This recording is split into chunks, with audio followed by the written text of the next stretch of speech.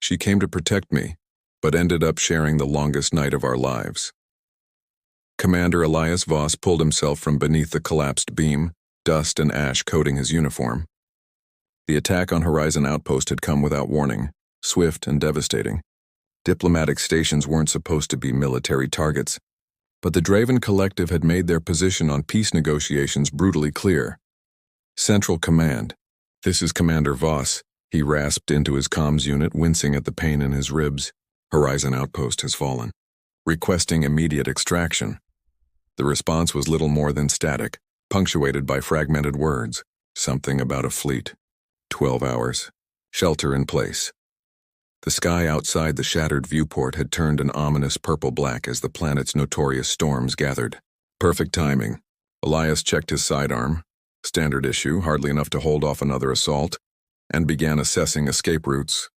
Most of the outpost was compromised, but the observatory dome's reinforced structure had partially withstood the bombardment. He was halfway there when the sound of approaching engines froze him in place.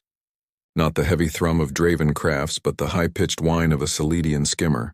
The small vessel touched down amidst the rubble, its sleek opalescent hull reflecting the storm's lightning. The hatch opened with a soft hiss, revealing a tall figure in form-fitting combat armor. As she stepped onto the debris-strewn ground, Elias noted the characteristic luminescent markings tracing along her exposed skin, glowing blue-green against her silvery complexion. A Seledian warrior here. Commander Voss, she stated rather than asked, her voice melodic despite its clipped precision. I am Commander Nyara Jal of the Seledian Guard. I've been dispatched to ensure your survival until extraction. Elias straightened despite his injuries. Our alliance didn't include military intervention. Why would they send you for one survivor? Her expression remained impassive. You are not the only survivor recovered, Commander. The others are already aboard emergency transports. As the ranking officer with knowledge of the failed negotiations, your protection was deemed priority. She scanned the horizon, eyes narrowing at the approaching storm front. The evacuation fleet cannot approach until the ionosphere stabilizes, approximately 11 hours from now. 11 hours, Elias echoed. The Draven forces will be back before then. Indeed. She unholstered an elegant weapon from her hip, far more sophisticated than his standard issue. Which is why we must secure a defensible position immediately. Your observatory appears structurally sound. You've done your homework, he said, falling into step beside her as they moved toward the dome. But the Draven don't leave survivors, Commander Jal. They'll have patrols sweeping for stragglers. Nyara, she corrected, surprising him. If we are to survive this night together, formality seems inefficient. A curious glimmer in her eyes suggested this deviation from protocol was unusual for her. The observatory loomed ahead, its damaged dome still intact over the central chamber. As they reached the entrance, Nyara suddenly pushed Elias against the wall, her body pressed against his as she raised a finger to her lips. The gesture was unnecessary. He'd heard it too. The heavy footfalls of Draven scouts. They remained motionless, her breath warm against his neck, her heartbeat faster than a human's, pulsing where their bodies connected. The moment stretched until the sounds receded, but neither moved immediately. We should continue inside, she finally whispered, stepping away with what seemed like reluctance. As they sealed the observatory doors behind them, Elias caught her studying him with an expression he couldn't quite read. Something wrong? He asked. Nyara tilted her head slightly. You are? Not what I expected, Commander Voss. Elias, he corrected with a small smile. If we're going to survive the longest night of our lives together, formality seems inefficient. For the first time, something like amusement flickered across her features. Very well, Elias. Let us hope this night, long as it may be, will not be our last. The observatory's main chamber was a ruin of broken equipment and shattered displays. But the reinforced dome overhead remained mostly intact, revealing the churning storm clouds through cracks in its surface. Elias moved quickly to the control panel, bringing emergency systems online while Nyara secured the perimeter. The observatory's shielding will mask our heat signatures, he explained, fingers dancing across the console. But the power cells are damaged. We'll have maybe 6 hours before they fail completely. Nyara returned from her inspection, her weapon holstered but clearly ready for immediate use. 6 hours may be sufficient. I've found an access tunnel below that could serve as an escape route if necessary. A violent flash of lightning illuminated her features, the delicate angle of her cheekbones, the subtle ridge patterns along her temples, the luminescent markings that pulsed with each beat of her heart. Elias caught himself staring and quickly looked away.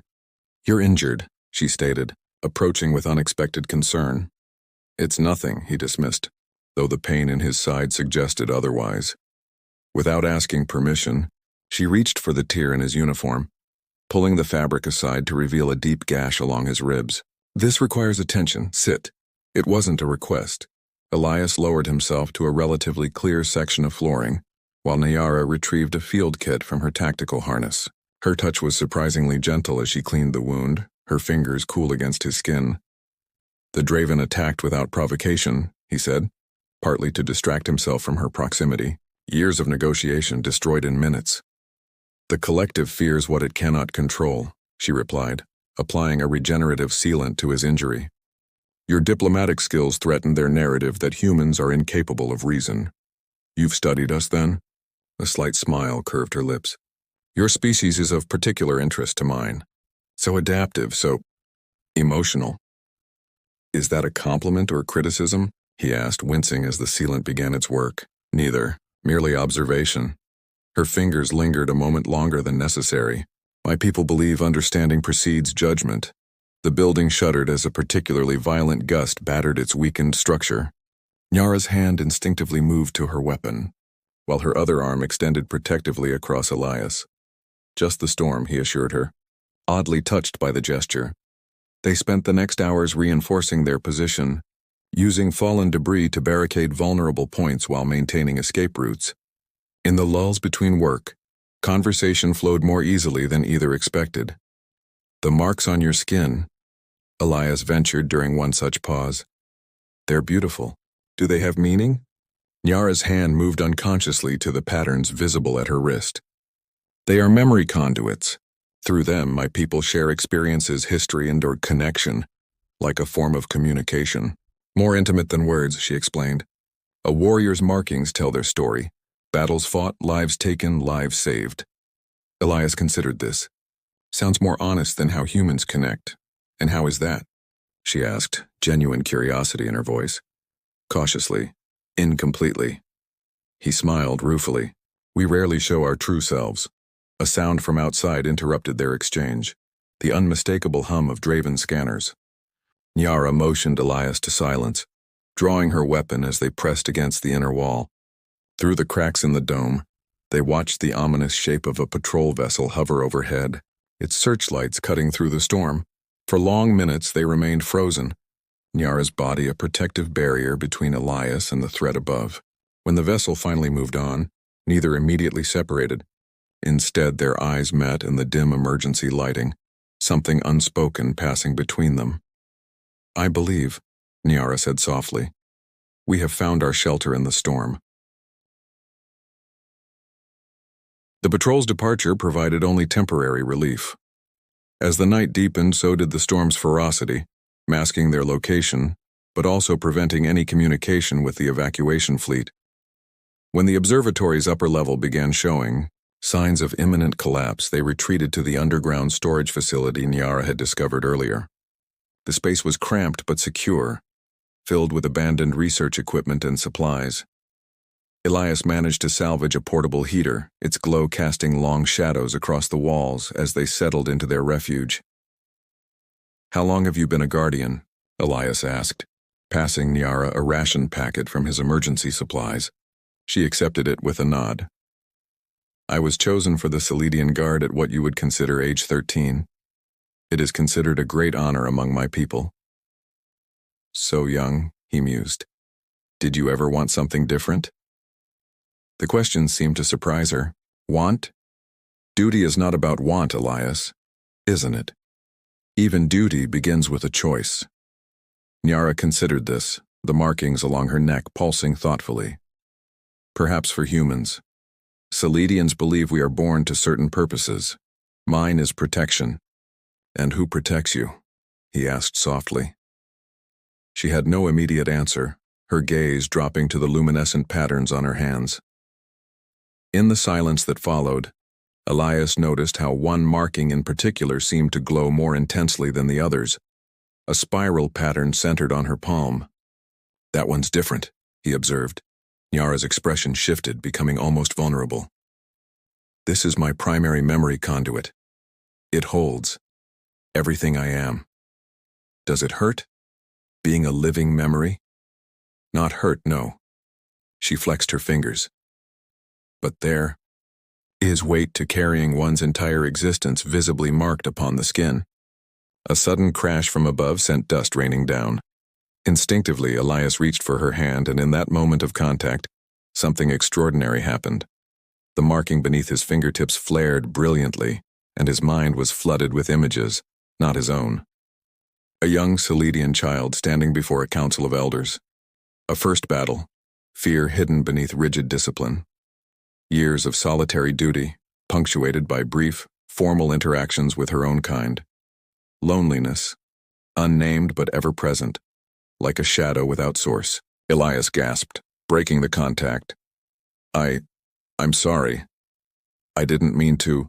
"No," Nyara interrupted, her voice uncharacteristically emotional. "I allowed it." "You showed me your memories," he whispered, awestruck. "Why?" She studied him with newfound intensity. "Because you asked who protects me. I wanted you to understand. No one has until now." The implications of her admission hung between them, heavy with meaning. Elias found himself reaching for her again, this time deliberately. She did not pull away. "May I?" he asked. Nyara nodded, extending her marked hand. "It will be stronger this time. Prepared rather than accidental." When their hands joined, the sensation was overwhelming. Not just images now, but emotions, sensations. He felt her strength, her discipline, but also her carefully hidden questions about a life defined entirely by service. In return, he found himself opening his own memories to her. His childhood dreams of bridging worlds, the idealism that led him to diplomatic service, the crushing disappointment of the failed peace talks. The exchange lasted only seconds, but when they separated, something fundamental had changed between them. Yara's expression held wonder and confusion in equal measure. "I have shared memories with many of my kind," she said slowly, "but never like this. Never with such clarity." "What does it mean?" Elias asked, still reeling from the intimacy of the connection. Before she could answer, their moment was shattered by a new sound above. Not the storm this time, but the unmistakable pattern of Draven communication signals. They had been found. Nyara's expression shifted instantly back to the warrior, but her eyes held a new warmth as she met his gaze. "It means," she whispered, checking her weapon, "that regardless of what comes next, we are no longer alone in this night." As they prepared to face the threat above, the memory bridge between them remained, unseen but undeniable, a connection neither had anticipated but now neither could imagine being without. "Stay behind me," Nyara whispered, her weapon raised toward the ceiling as debris continued to fall. The Draven signals grew stronger, accompanied by the methodical thud of search equipment being deployed. Elias checked the small sidearm Nyara had given him earlier. There must be another way out. These storage facilities usually have emergency exits. They moved silently through the darkness, guided by the faint glow of Nyara's markings. At the far end of the chamber, behind a cluster of abandoned research containers, they discovered a maintenance hatch. "It appears to lead into the tunnel network beneath the outpost," Nyara observed, examining the schematics displayed on her wrist device. "We could circle back to the surface once we're clear." The hatch groaned as they forced it open, revealing a narrow passage barely tall enough to stand in. Nyara took point, her lithe form moving with predatory grace through the darkness. Elias followed, acutely aware of how their brief mental connection had changed his perception of her. No longer just an alien warrior, but a person with depths and complexities he found himself wanting to explore further. They had traveled perhaps half a kilometer when a distant explosion rocked the tunnel, sending a cloud of dust billowing toward them. The Draven had found their hiding place. They're using demolition charges. Elias coughed, steadying himself against the wall. Standard search and destroy protocol. Nyara nodded grimly. The tunnels will be unstable now. We need to find an exit point quickly. They increased their pace, checking each junction and branch for a way to the surface. The pursuit behind them grew louder, interspersed with the distinctive electronic chatter of Draven communication devices. At a four-way intersection, Nyara suddenly froze, raising a hand for silence. Her head tilted slightly, utilizing her species-enhanced hearing. "There's a patrol ahead as well," she whispered. "We're being flanked."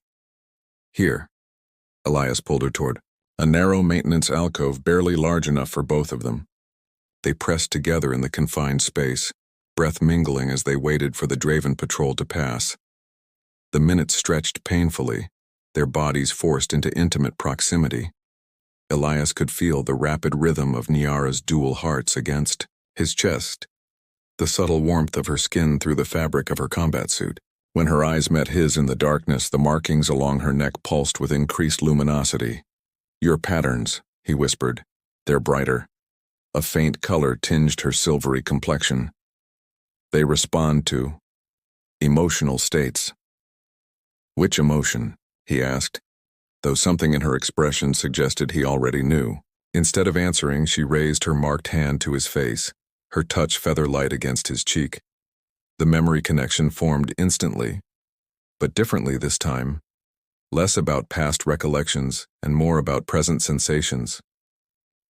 He felt her awareness of him, her growing fascination, and beneath it all a longing for connection that mirrored his own. The thundering of Draven troops passed their hiding place, but neither moved immediately. In the darkness of the alcove, surrounded by danger, something inevitable was unfolding between them. "We should," Elias began, but his words were silenced, as Nyara leaned forward, pressing her lips to his in a gesture she had clearly studied but never experienced. The kiss deepened, their memory connection amplifying each sensation. When they finally separated, Nyara's markings were glowing so brightly they almost illuminated the small space. "I have observed this human custom," she explained, slightly breathless, "but observation fails to capture the experience." A sudden crash from further down the tunnel shattered the moment. They pulled apart, instantly alert again. "We need to move," Nyara said, her warrior's instincts reasserting themselves. They continued, their careful progress through the tunnel network, eventually discovering an access shaft that led to the surface. Emerging among the ruins of what had once been the outpost's agricultural dome, they were momentarily disoriented by the ferocity of the storm still raging overhead. "The observatory is compromised," Elias shouted over the wind. "We need new shelter," Nyara pointed toward a nearby structure still partially intact, the communications array building. They ran through the downpour, dodging debris as the wind hurled it across their path. Just as they reached the relative safety of the building, a Draven search beam cut through the darkness behind them. "They've spotted us," Elias warned, pulling Nyara deeper into the shadows of the ruined structure. The first energy blast struck without warning, catching Nyara across the shoulder as she moved to shield Elias. She staggered, her expression momentarily shocked before training reasserted itself, and she raised her weapon, returning fire with precision. "Nyara!" Elias caught her as she swayed, noting with alarm the silvery fluid seeping from her wound. "It is superficial," she insisted, though her markings had dimmed noticeably. "We must secure this position." Together they barricaded the entrance, using fallen equipment to create a defensive perimeter. When the immediate threat was contained, Elias turned his attention to Nyara's injury, gently removing the damaged section of her combat suit to reveal the wound beneath. "Your medical supplies," he said, reaching for her field kit. "Tell me what to do." For perhaps the first time since they'd met, Nyara looked uncertain. "I have never required another's assistance in healing." "Well, there's a first time for everything," Elias replied, his fingers already applying the regenerative compound she indicated. "Trust me, the way you trusted me with your memories." As he worked, her markings gradually regained their luminosity, pulsing in rhythm with his careful ministrations. The roles of protector and protected had shifted, creating a new balance between them. In my culture, Nyara said softly as he finished bandaging her shoulder, to allow another to tend one's wounds is to acknowledge the deepest form of trust. Elias looked up, his hand still resting lightly on her skin. And do you trust me? More than I've ever trusted anyone, she admitted. It is unsettling. I prefer to think of it as liberating. Outside, the storm continued to rage, and somewhere in the darkness, Draven forces still hunted them. Yet within their makeshift shelter, something profound was taking form. A connection that transcended their differences. When Nyara reached for him this time, it was with deliberate intent. As their bodies came together, their memory conduit opened fully, creating an intimacy beyond the physical. Each touch, each sensation was shared and amplified, turning their encounter into something neither had experienced before. A joining not just of bodies but of minds and memories, of past and present merging into a shared moment that seemed to exist outside of time. In the aftermath, they lay together amid the ruins, her markings casting a gentle glow over them both. The longest night, Elias murmured, tracing the patterns on her skin. Nyara's expression was one he had never seen before. Peace, perhaps. Not long enough, she whispered back. The first hints of daybreak filtered through the shattered roof of their shelter, pale gold against the fading storm clouds. Elias woke to find Nyara already alert, her body tense with renewed vigilance. The evacuation fleet will be in position within the hour, she informed him, checking her communications device. They've established a landing zone 3 kilometers east of our position. Reality crashed back with sobering force. Their night together, extraordinary as it had been, was ending, and with it the strange suspension of their separate lives and duties. What happens after evacuation? Elias asked, already knowing the answer but needing to hear it from her. Nyara's expression remained carefully neutral, though her markings betrayed her inner conflict, pulsing with uneven rhythm. You will be debriefed by Earth Command regarding the failed negotiations. I will report to the Seledian High Council that my mission was successful, your mission being my survival. Yes. The simplicity of her answer contained volumes of unspoken complexity. Elias reached for her hand, seeking the connection that had become almost necessary overnight. Her fingers interlaced with his, the memory conduit opening gently between them. Less overwhelming now, more comfortable exchange of thought and feeling. You once said duty isn't about want, he reminded her. Has that changed? Before she could answer, her communication device chimed with an urgent alert. Simultaneously, the ground beneath them trembled with the unmistakable vibration of approaching Draven transports. They've detected the evacuation fleet, Nyara realized, immediately shifting back to warrior mode. They're mobilizing for a final assault on the landing zone. Elias quickly gathered their limited supplies. If they reach the zone before our people do, the other survivors will have no chance, Nyara finished. We must create a diversion. Their eyes met in silent understanding. Such a mission would be dangerous, possibly fatal, but neither hesitated. Within minutes, they were moving through the ruins, using the scattered debris as cover while they advanced toward the Draven staging area Nyara had identified on her tactical display. Their command vessel controls the deployment pattern, she explained, as they took position on a ridge overlooking the gathered Draven forces. If we can disable it, it will create enough confusion for the evacuation to proceed. Elias studied the heavily armored vessel. Those fuel cells? He pointed to external tanks mounted on the ship's undercarriage. One well-placed shot would trigger a cascade failure. Nyara handed him her primary weapon. Your accuracy exceeds mine at this range. The trust implicit in her action wasn't lost on him. A Seledian warrior's weapon was considered an extension of themselves, rarely handled by outsiders. He took it with appropriate reverence.